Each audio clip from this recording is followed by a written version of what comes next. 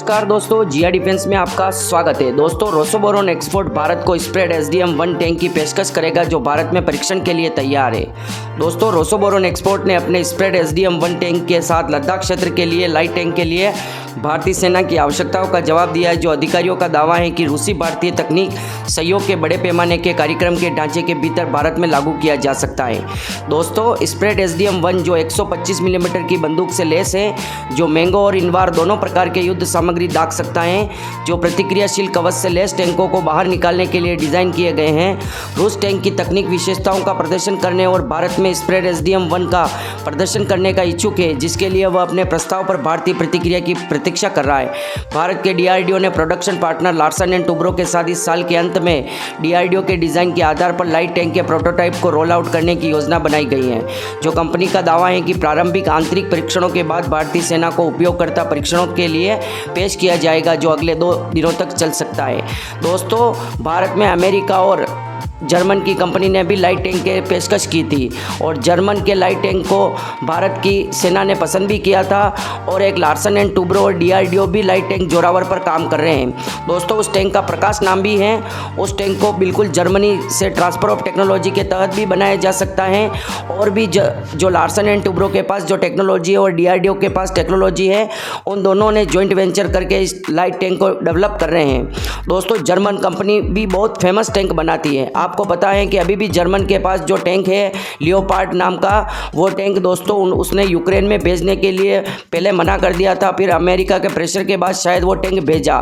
दोस्तों, उस टैंक के बारे में कहा जा रहा था कि पूरी दुनिया में सबसे नंबर 1 टैंक है।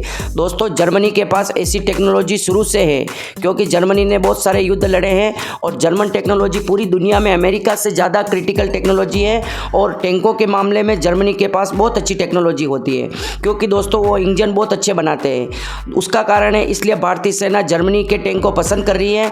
पर रशिया ने देखा कि जिस प्रकार से एरो इंडिया 2023 में भारत की कंपनियों ने दूसरी वेस्ट की कंपनियों के साथ जिस प्रकार से MOU साइन किए, जर्मन कंपनियों के साथ, अमेरिकन कंपनियों के साथ, इंग्लैंड फ्रांस की कंपनियों के साथ MOU साइन किए, तो रशिया को लगा कि भारत जैसा ग्राहक हमारे हाथ से जाने वाला है। एक तो भारत मेक इन इंडिया के तहत भी भारत में अपने टैंक को डेवलप कर रहा है।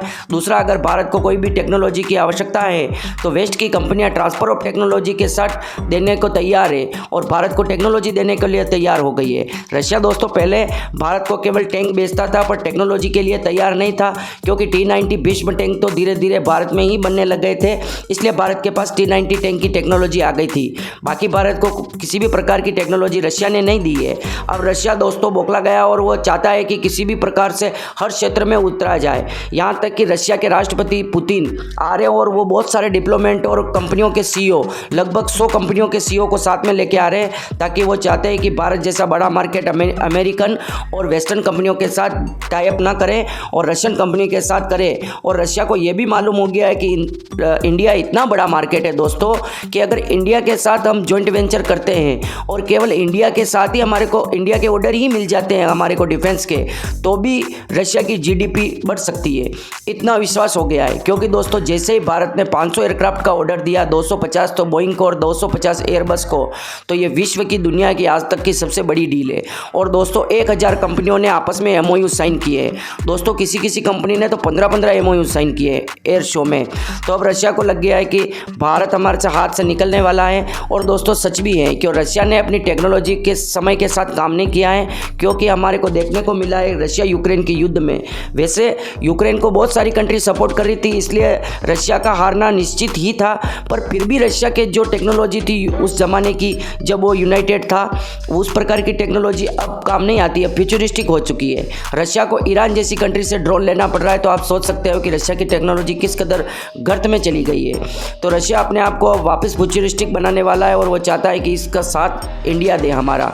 तो दोस्तों अगर भारतीय सेना ऐसी करती है और रशियन लाइट टैंक को पसंद करती है तो हमारे जो DRDO और हमारी भारत की प्राइवेट कंपनी इतनी मेहनत करके जोरावर टैंक बना रही है, दोस्तों उस टैंक का फिर क्या होगा। दोस्तों जर्मनी से अगर हम टैंक लेते हैं तो फिर भी भारतीय सेना को फ़ायदा है क्योंकि जो ये स्प्रेड SDM 1 टैंक है, इसकी टेक्नोलॉजी तो भारत के पास है पहले से ही, रशियन टेक्नोलॉजी तो, पर भारत के पास जर्मन टेक्नोलॉजी नहीं है। अगर जर्मन टेक्नोलॉजी आ जाती है और भारत को बहुत सारे टैंक खरीदने हैं, आधे ऑर्डर भारत DRDO और लार्सन एंड टुब्रो को दे देता है और आधे से भी कम ऑर्डर अगर जर्मन कंपनी को देता है, तो फिर भी भारत के पास टेक्नोलॉजी तो आ जाएगी। तो उससे हम जब चाहे तब फ्यूचरिस्टिक लाइट टैंक को बना सकते हैं। और दोस्तों लाइट टैंक भी किस प्रकार का चाहिए हमारे को, उसमें दोस्तों एंटी ड्रोन सिस्टम होना चाहिए, एंटी ड्रोन सिस्टम। दूसरा उसमें एंटी मिसाइल वेपन होना चाहिए, उसमें दोस्तों एंटी आर्मर वेपन होना चाहिए। मतलब उसमें पूरी तरह से फ्यूचरिस्टिक लाइट टैंक होना चाहिए जो किसी भी ड्रोन के हमले से वो, या किसी भी एंटी टैंक गाइडेड मिसाइल के हमले से और किसी भी हमले से बचा जा सके। क्योंकि रशिया के टैंकों का क्या हाल किया है यूक्रेन ने, इस सच्चाई को ये कड़वा घूंट है और ये हमारे को पीना पड़ेगा।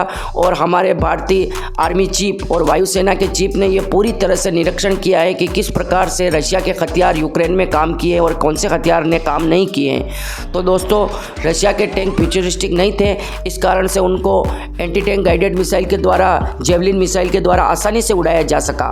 तो इस प्रकार के टैंक अगर इस तरह से उड़ जाते हैं और पाकिस्तान जैसी कंट्री और चाइना जैसी कंट्री के साथ भारत का मुकाबला है और वो भारत को टैंक को एक मच्छर की तरह मसल देते हैं जैसे रशिया के टैंक को उड़ाया, तो फिर हमारी बहादुरी या हमारी ताकत का लोहा कोई नहीं मानेगा।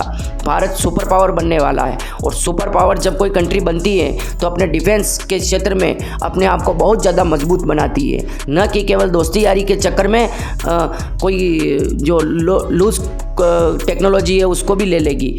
ऐसा नहीं है दोस्तों, भारत अपनी टेक्नोलॉजी को खुद पसंद करेगा, भारतीय सेना पसंद करेगी और भारतीय सेना को पता है कि फ्यूचरिस्टिक क्या है, आने वाला ज़माना क्या है। उसी प्रकार से DRDO हमारा लाइट टैंक बना रहा है और मुझे लगता है कि भारतीय सेना को उसी टैंक को पसंद करना चाहिए। आपकी क्या राय है? आपकी राय हमारे लिए महत्वपूर्ण है दोस्तों, कमेंट बॉक्स में लिखना ना भूलें। जय हिंद, जय भारत।